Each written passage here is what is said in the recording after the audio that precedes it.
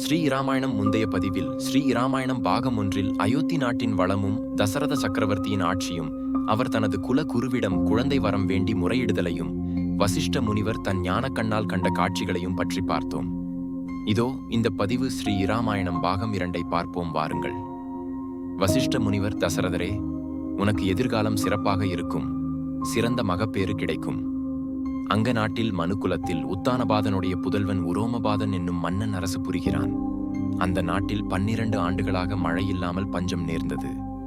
கலைக்கோட்டு முனிவரை அங்கு அழைத்து வந்தபடியால் மழை பொழிந்து வளம் பெருகியது. உன்னுடைய புதல்வியாகிய சாந்தையை உரோமபாத மன்னனுக்கு ஸ்வீகரமாக கொடுத்தனையல்லவா? அப்பொழுது அந்த சாந்தையை கலைக்கோட்டு முனிவர் திருமணம் செய்து கொண்டார். அதனால் அவர் உனக்கு மருமகராவார்.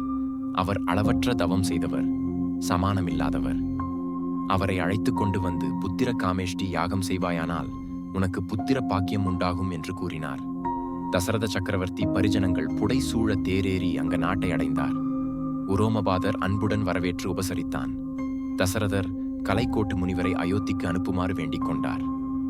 தசரதருடைய வேண்டுகோளுக்கு இணங்கி கலைக்கோட்டு முனிவர் தன் மனைவி சாந்தையுடன் அயோத்தி மாநகரத்திற்கு எழுந்தருளினார். தசரதர் ஓராண்டு அவருக்கு வந்தனை வழிபாடு செய்தார். தசரதர் கலைக்கோட்டு முனிவரை வணங்கி, தவ முனிவரே, அடியேன் 60,000 ஆண்டு இவ்வுலகை ஆண்டேன். பிரிதொன்றை வேண்டேன். எனக்கு பின் நல்ல தலைவன் இல்லையே என மக்கள் வருந்துவார்களே என நான் வருந்துகிறேன். ஆதலால் இந்த உலகத்தை அறநெறியில் ஆட்சி செய்ய ஒரு புத்திரன் உண்டாக அருள் புரிய வேண்டும் என்று வேண்டிக் கொண்டார். கலைக்கோட்டு முனிவர், புத்திர காமேஷ்டி யாகம் செய்தால் உனக்கு புத்திர பாக்கியம் கிடைக்கும் என்று கூறினார். பின்னர் கலைக்கோட்டு முனிவர் நகர்ப்புறத்தில் பெரிய யாகசாலை அமைத்து யாகத்திற்குரிய திரவியங்களை குவித்து வசிஷ்ட முனிவர் முதலிய தவசீலர்கள் துணை புரிய வேத மந்திரங்களை கூறி மிகச்சிறந்த வேள்வியை செய்தார். பூர்ணாகுதி கொடுத்தவுடன் ஒரு தெய்வ பூதம் யாகத்தில் தோன்றி யாக பாயாசத்தை வழங்கி மறைந்தது. கலைக்கோட்டு முனிவரின் கட்டளையின்படி யாக பாயாசத்தின் ஒரு பாதி கோசலைக்கும் மற்றொரு பாதி கைகேயிக்கும் மன்னர் வழங்கினார். கொடுத்து பழகிய கோசலையும் கைகேயியும் தங்களுக்கு மன்னர் வழங்கிய பாயாசத்தில் பாதி பாதி சுமித்திரைக்கு வழங்கினார்கள். மன்னவரால் கொடுக்கப்படாமல் விடுபட்ட சுமித்திரைக்கு 2 பங்கு கிடைத்தது. 3 தாய்மார்களும் கருவுற்றார்கள். 12 மாதங்கள் கரு இருந்தார்கள். நாம் எல்லோருமே 12 மாதம் கருவில் இருக்கின்றோம். அது எவ்வாறெனில் ஆன்மாக்கள் வானத்திலிருந்து மழை வழியாக மண்ணுலகத்தை அடைகின்றன.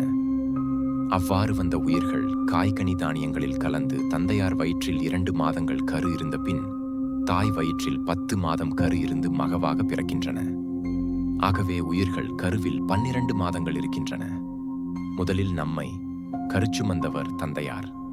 அதனால்தான் நம்முடைய பெயருக்கு முன்னால் தந்தையார் பெயரின் முதல் எழுத்தை குறிக்கின்றோம்.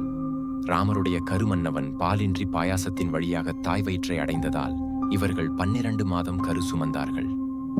சித்திரை மாதம் நவமி திதி புனர்வசு நட்சத்திரம் கடக லக்னத்தில் ராமபிரான் திரு அவதாரம் செய்தார்.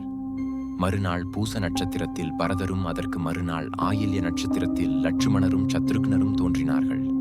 மன்னவர் தனக்கு மகப்பேறு உண்டானதால் வரம்பில்லாத மகிழ்ச்சி அடைந்தார். அன்னதானமும் சொர்ணதானமும் வஸ்திரதானமும் பூதானமும் கோதானமும் என அள்ளி அள்ளி தான தருமங்கள் செய்தார். 7 ஆண்டுகள் வரி இல்லை என்று பறையறைய செய்தார். கருவூலத்தை திறந்து எல்லோரும் அங்குள்ள நிதிகளை எடுத்துக்கொள்ளுமாறு கூறினார். ஆலயங்களை புதுப்பிக்குமாறு கட்டளையிட்டார். எல்லாரும் அளவில்லாத மகிழ்ச்சி அடைந்தார்கள். அயோத்தி மாநகரம் இன்ப வெள்ளத்தில் நீந்தியது. வசிஷ்ட முனிவர் ராம், பரதன், லட்சுமணன், சத்ருக்னன் என்று பெயர் சூட்டினார். 4 வேதங்களைப் போல் 4 குமாரர்களும் இனிதே வளர்ந்தார்கள். 5 வயதுக்கு மேல் அவர்கள் வசிஷ்டருடைய ஆசிரமத்தில் வளர்ந்து கலை பயின்றார்கள். ராமருக்கு வசிஷ்டருடைய குடிசையில் வளர்ந்தபடியால் ஞானம் வளர்ந்தது.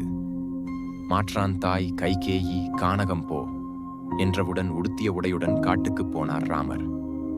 அரண்மனையில் வளர்ந்திருந்தால் அட்வொகேட் வீட்டுக்கு போயிருப்பார். ராமர் தானே வலிந்து சென்று வறியவருக்கு உதவி செய்வார்.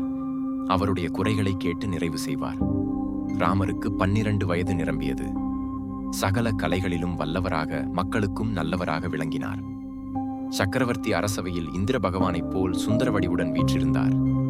வசிஷ்டர், சுமித்திரர், யாபாலி முதலிய அறிஞர்கள் அவரை சூழ்ந்து அமர்ந்திருந்தார்கள். உலகத்தை 2வதாக சிருஷ்டிக்கத் தொடங்கியவரும் காயத்ரி மந்திரத்திற்கு ஆதிவேதருமாகிய அளவற்ற தவம் செய்தவருமாகிய விசுவாமித்திர முனிவர் அங்கு எழுந்தருளினார். கடைக்காவலன் ஓடி வந்து மன்னர் பெருமானை வணங்கி, வேந்தர் பெருமானே, விசுவாமித்திர முனிவர் வருகின்றார் என்று கூறினார். களபகஸ்தூரி சந்தனங்களாலும் மலர்களாலும் பாத பூஜை செய்தார். தொடரும்